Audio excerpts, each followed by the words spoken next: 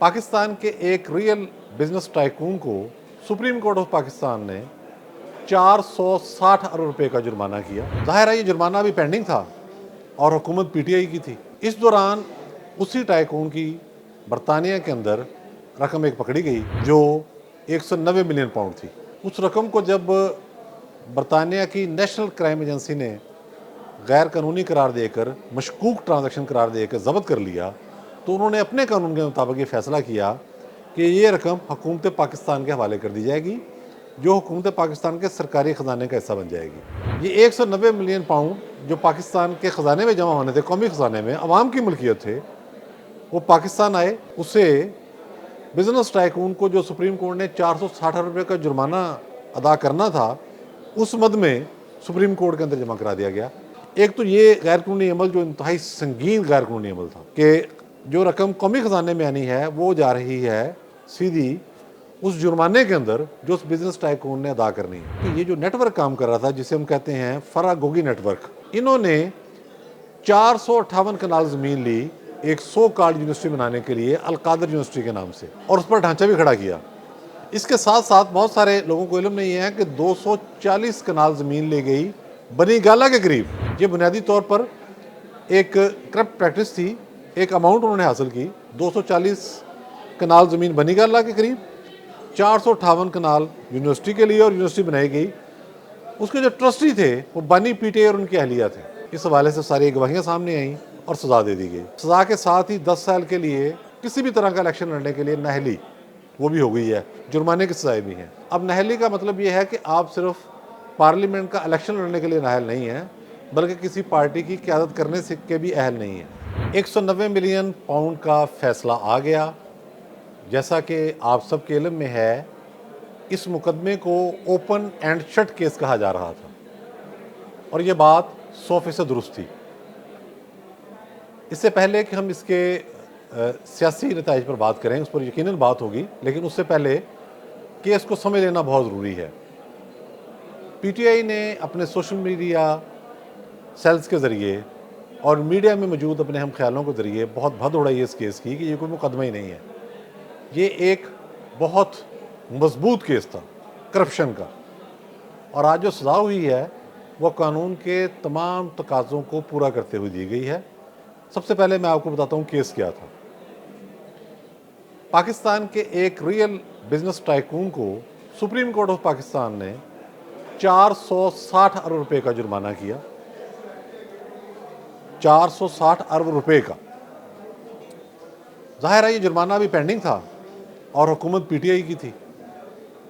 इस दौरान उसी टाइकून की बरतानिया के अंदर रकम एक पकड़ी गई जो 190 मिलियन पाउंड थी। उस रकम को जब बरतानिया की नेशनल क्राइम एजेंसी ने गैर कानूनी करार देकर, मशकूक ट्रांजैक्शन करार देकर ज़ब्त कर लिया, तो उन्होंने अपने कानून के मुताबिक ये फैसला किया कि ये रकम हुकूमत पाकिस्तान के हवाले कर दी जाएगी, जो हुकूमत पाकिस्तान के सरकारी ख़जाने का हिस्सा बन जाएगी। उस वक़्त प्राइम मिनिस्टर हाउस में कायम करदा एसेट रिकवरी यूनिट में बदनाम ज़माना बैरिस्टर शहजाद अकबर मौजूद थे, जो लूटमार भी कर रहे थे और सियासी मुखालफिन के बाजू भी मरोड़ रहे थे। उन्होंने इस सारे मामले में साजबाज की। ये 190 मिलियन पाउंड जो पाकिस्तान के ख़जाने में जमा होने थे, कौमी ख़जाने में, अवाम की मिल्कियत थे, वो पाकिस्तान आए और उसे बिजनेस टाइकून को जो सुप्रीम कोर्ट ने 460 अरब रुपये का जुर्माना अदा करना था, उस मद में सुप्रीम कोर्ट के अंदर जमा करा दिया गया। तो ये है बहुत बड़ा फ्रॉड। और उसमें जो मंजूरी कैबिनेट से ली गई वो एक बंद लिफाफे के अंदर ली गई कई वज़रा ने, जिनमें फवाद चौधरी भी शामिल हैं, जिनमें फैसल वाडा भी शामिल है, और भी वज़रा। उन्होंने कहा ये सीधा सीधा जेल जाने का मामला है, इसमें बचत कोई नहीं। अब हुआ क्या? एक तो ये गैर कानूनी अमल जो इंतहाई संगीन गैर कानूनी अमल था कि जो रकम कौमी ख़जाने में आनी है वो जा रही है सीधी उस जुर्माने के अंदर जो उस बिजनेस टाइकून ने अदा करनी है।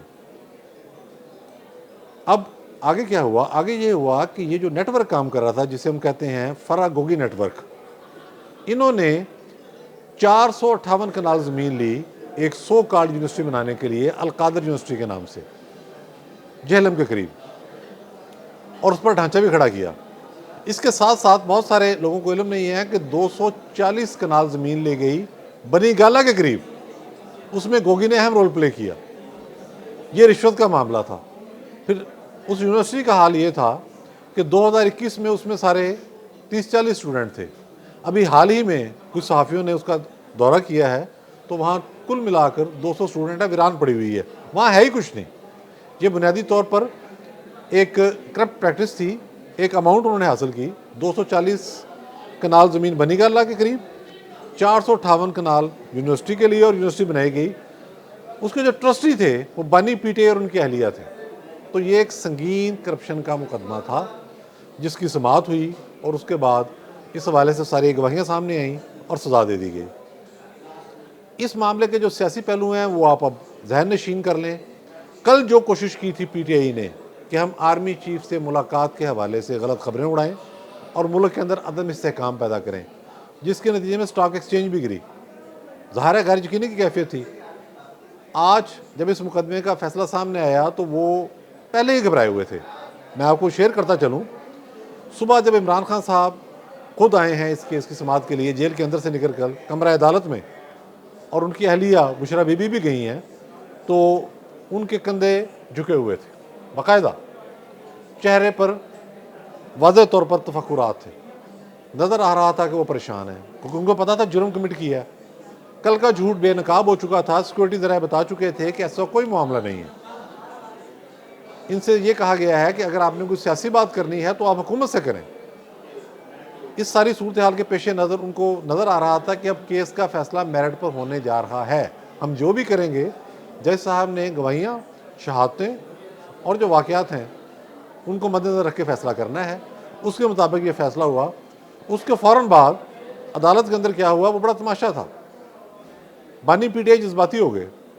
उन्होंने फ़ौज के मतलब उल्ट पुलट गुफ्तगू शुरू कर दी। कल कह रहे थे जी बड़े अच्छे मामला जा रहे हैं, मामला तय होने वाले हैं। आज उनको भारत की साजिश याद आ गई जो ईस्ट पाकिस्तान में की गई थी। बांग्लादेश के हवाले देने लगे, जनरल जिया खां का जिक्र करने लगे। ये बौखलाहट का वाज़ेह सबूत था। ये एनआरओ मिलने में नाकामी का ऐलान था। और अब इसके जो सियासी असरात हैं वो क्या हैं, देखें, याद रखें, सज़ा के साथ ही 10 साल के लिए किसी भी तरह का इलेक्शन लड़ने के लिए नाअहली वो भी हो गई है, जुर्माने की सज़ाएँ भी हैं। अब नाअहली का मतलब ये है कि आप सिर्फ पार्लियामेंट का इलेक्शन लड़ने के लिए नाअहल नहीं हैं, बल्कि किसी पार्टी की क़यादत करने से के भी अहल नहीं हैं। तो अमली सियासत से इमरान खान साहब बाहर हो गए हैं अगले 10 साल के लिए। ये इसका बड़ा इंपॉर्टेंट एस्पेक्ट है। इसको अगर हम ये कहें कि इमरान खान की सियासत ख़त्म शुद्ध, तो यह बात दुरुस्त होगी। और उन्हें ज़्यादा ख़राब करने वाला कौन है? पिंकी पीरनी, जो एक डील करके उससे पहले बाहर आई थी। बाहर आकर उन्होंने उस डील की खिलाफ वर्जी की, इस्लामाबाद पर धावा बोला, स्टेट इंस्टीट्यूशन को बदनाम करने की कोशिश की। अब आप ये समझें कि इमरान खान की सियासत ख़त्म शुद्ध, और उन्हें लेकर डूबने वाला कौन है?